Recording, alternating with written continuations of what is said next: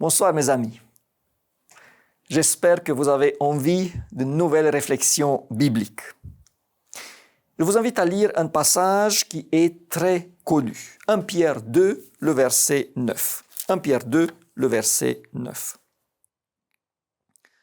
Vous au contraire, vous êtes une race élue, un sacerdoce royal, une nation sainte, un peuple acquis, afin que vous annonciez les vertus de celui qui vous a appelé des ténèbres à son admirable lumière.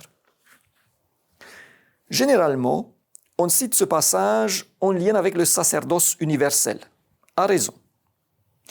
Mais aujourd'hui, j'aimerais m'attarder sur un autre aspect qui me semble également d'une importance majeure.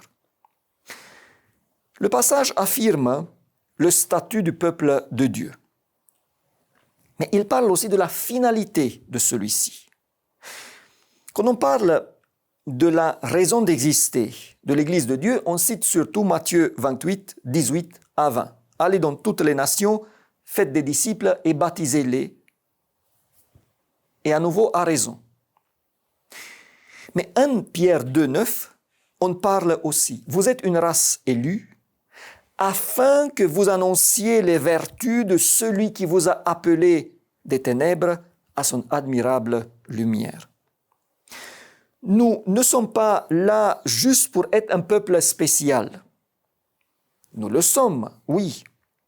D'ailleurs, il y a 4 expressions qu'utilise l'apôtre pour souligner cela. Une race élue, un sacerdoce royal, une nation sainte, un peuple acquis. Mais nous sommes là pour annoncer les vertus de celui qui nous a appelés, ou les hauts faits, comme selon une autre traduction. Vous le voyez bien, nous sommes investis d'une mission. L'Église n'a pas été appelée pour être un lieu de récréation, ni un cocon protégé, ni un lieu de rencontre sociale ou une forteresse qui assure notre protection contre les maux de ce monde. Beaucoup sont déçus par l'Église car elle ne répond pas ou assez à leurs besoins. Beaucoup pensent que parce qu'ils ont bénéficié d'une attention particulière quand ils n'étaient qu'intéressés, quand ils commençaient à visiter l'Église, en tant que membre, ce sera encore mieux, et c'est le contraire qui arrive. Je ne défends aucunement l'indifférence vis-à-vis des autres ou le manque d'amour fraternel. Mais pour exemplifier, je prends un exemple d'une entreprise qui recrute. Les gens ont besoin de personnel.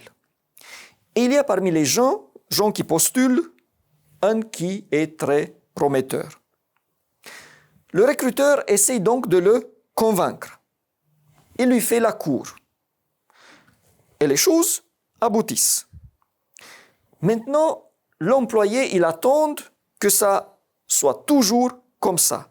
Qu'on continue à lui faire la cour, qu'on le couvre, qu'on le laisse tranquille, qu'on n'attende pas grand-chose de lui. Ça ne va pas marcher. Oui, il faut transmettre aux gens le message qu'ils sont valeureux et que nous sommes prêts à beaucoup pour les voir accepter le Christ et son Église. Par contre, il faut aussi transmettre le message qu'en acceptant le Christ, ils acceptent également la mission de le proclamer aux autres et que tout de suite, ils doivent s'impliquer à leur tour. Dieu nous appelle et il nous offre un statut élevé, mais pas pour qu'on s'assoie dessus, mais pour annoncer ses vertus. Notre rôle est de parler de notre Seigneur, d'annoncer ses hauts faits. Chacun de nous est un ambassadeur. Chacun de nous est son prêtre. À propos, prêtre. L'avantage des prêtres catholiques et surtout orthodoxes est qu'ils ont leur soutane, leur robe noire, et on les identifie tout de suite en tant que tels. Et on ne va pas considérer déplacés s'ils parlent de Dieu. Mais même sans soutane, nous avons le même statut et donc ce devoir saint de faire connaître notre Dieu aux autres. Si je vais régulièrement à l'église, c'est très bien. Si je rends fidèlement ma dîme, c'est très bien aussi. Ce n'est pas moi qui va dire le contraire. Si je chante dans la chorale, si je suis diacre ou animateur EDS, c'est encore mieux. Mais si je ne proclame pas les vertus de celui qui m'a appelé des ténèbres à son admirable lumière, j'ai un grand souci car c'est la raison d'être de notre Église. Chacun de nous devait être à la recherche des occasions pour parler de ce que Jésus a fait pour nous, de la manière dont il nous a conduits, des prières auxquelles il a répondu. Et quand Dieu a permis que quelqu'un commence à s'intéresser à lui, là, très vite, il faut lui faire prendre conscience qu'il doit à son tour parler du Seigneur autour de lui. Un des meilleurs exemples est la femme de Samarie. Après une courte discussion avec Jésus, elle est convaincue de lui. Elle laisse son seau, sa cruche derrière elle, pour tout de suite se diriger vers ses concitoyens, qui pourtant n'ont pas une grande sympathie pour elle, pour parler des hauts faits de celui qui l'a appelée, et en plus avec un grand succès.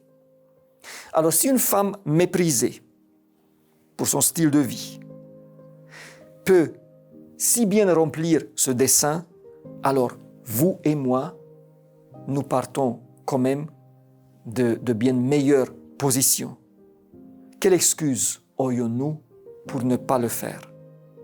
Remplissons avec zèle cette merveilleuse mission, afin que vous annonciez les vertus de celui qui vous a appelé des ténèbres à son admirable lumière. Je vous dis au revoir et à la prochaine.